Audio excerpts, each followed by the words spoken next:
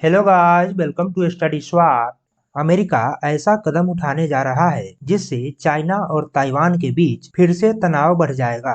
Biden प्रशासन ने Taiwan को 1.1 अरब डॉलर की लागत वाले हथियारों की बिक्री की मंजूरी दे दी है। अमेरिका के इस कदम से चीन भड़क उठा है और उसने धमकी दी है कि इसके अंजाम बहुत बुरे होंगे। तो आइए जानते हैं कि इस पैकेज के अंदर ताइवान को कौन कौन से हथियार सौंपे जाएंगे, इनकी संख्या कितनी होगी और क्या ताइवान यूक्रेन की तरह चाइना के सामने टिक पाएगा। इससे पहले आपसे यह प्रश्न है कि किस कंट्री ने लोएस्ट फर्टिलिटी रेट का अपना ही वर्ल्ड रिकॉर्ड तोड़ दिया है? China, south Korea, Japan, Philippines? इसका उत्तर आप कमेंट सेक्शन में जरूर दें। सही उत्तर की जानकारी मैं वीडियो के अंत में दूंगा।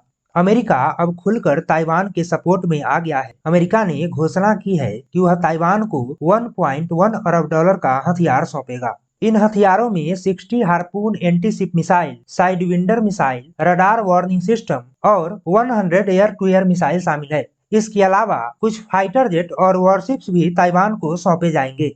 नैन्सी पेलोसी के ताइवान विजिट के बाद अमेरिका ने इस पैकेज की घोषणा की थी, जिसे अब मंजूरी मिल गई है। इस पैकेज का सबसे बड़ा हिस्सा रडार के लिए होगा, जो कि ताइवान के लिए बहुत ही महत्वपूर्ण है। इन रडार के माध्यम से ताइवान चीन की हर गतिविधि को ट्रैक कर सकता है। Harpoon missile anti ship missile है, जिसे दुनिया की सबसे सफल एंटी शिप मिसाइल माना जाता है। इसकी लंबाई 12.6 फीट है और इसका वेट 691 केजी है। यह रडार से बचने के लिए पानी की सतह से ठीक ऊपर उड़ता है और हर मौसम में इसका इस्तेमाल किया जा सकता है। इसे 1977 में यूएस नेवी में शामिल किया गया था और वर्तमान में भारत समेत 30 से अधिक देश इसका इस्तेमाल कर रहे हैं। हार्पून मिसाइल अमेरिका ने यूक्रेन को भी सौंपा है। हार्पून मिसाइल की मदद से यूक्रेन ने रसिया के एक वॉरशिप मोस्कावा को स्नेक आइलैंड के पास डुबो दिया था। Sidewinder missile short range air to air missile है, जिसे 1956 में यूएस नेवी में शामिल किया गया था। इस मिसाइल को फाइटर जेट में आसानी से इंस्टॉल किया जा सकता है। वर्तमान में इस मिसाइल का यूज 28 देशों की सेनाएं कर रही है।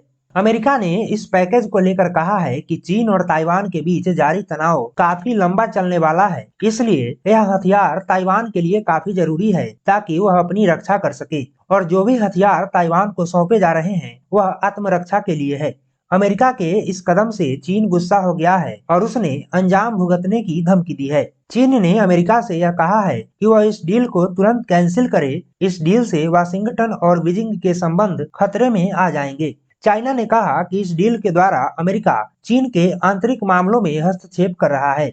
अमेरिका ने 1979 में चीन के साथ संबंध स्थापित किए और ताइवान से डिप्लोमेटिक रिलेशन तोड़ लिए थे। लेकिन चीन के मना करने के बावजूद अमेरिका ने ताइवान को हथियार सप्लाई करना जारी रखा। अमेरिका वन चाइना पॉलिसी का समर्थन करता है, लेकिन ताइवान के मुद्दे पर उसकी राय स्पष्ट नहीं है। अमेरिका ने कई बार कहा है कि अगर चीन ताइवान पर हमला करता है तो अमेरिका उसके बचाव में उतरेगा। अमेरिका पिछले कुछ समय से ताइवान के साथ रिश्तों को ज्यादा महत्व देने लगा है और इसी के तहत अमेरिकी हाउस स्पीकर नैन्सी पेलोसी ने ताइवान का दौरा किया था। नैन्सी पेलोसी के ताइवान विजिट से चाइना भड़क उठा और उसने ताइवान की जल सीमा में मिलिट्री एक्सरसाइज करना शुरू कर दिया था। चीन ताइवान को अपना हिस्सा मानता है, जबकि ताइवान खुद को एक इंडिपेंडेंट कंट्री मानता है। इसलिए चीन ताइवान पर कब्जा करना चाहता है। जब चीन ताइवान पर कब्जा कर लेगा तो पैसिफिक ओशन में उसकी पहुंच बढ़ जाएगी और अमेरिकी सैन्य बेस गुआम और हवाई खतरे में आ जाएंगे।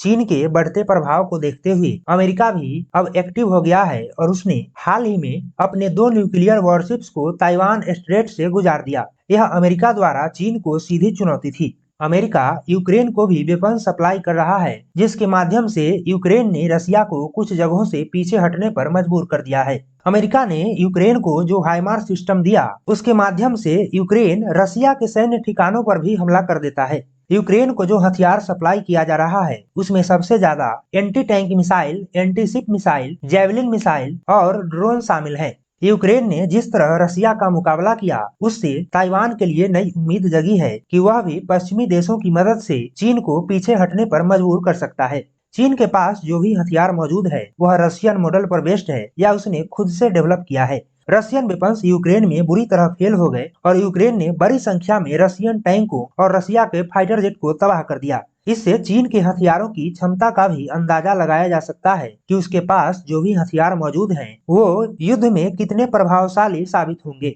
इसी को देखते हुए ताइवान के हौसले बुलंद हैं और वह चीन का सामना करने के लिए पूरी तरह तैयार है। अमेरिका भी इस मौके का फायदा उठाकर चीन के सुपर पावर बनने के सपने को ताइवान में ही समाप्त कर देगा, क्योंकि युद्ध में चाहे चीन ताइवान से जीत जाए, लेकिन उसे इसकी भारी कीमत चुकानी होगी।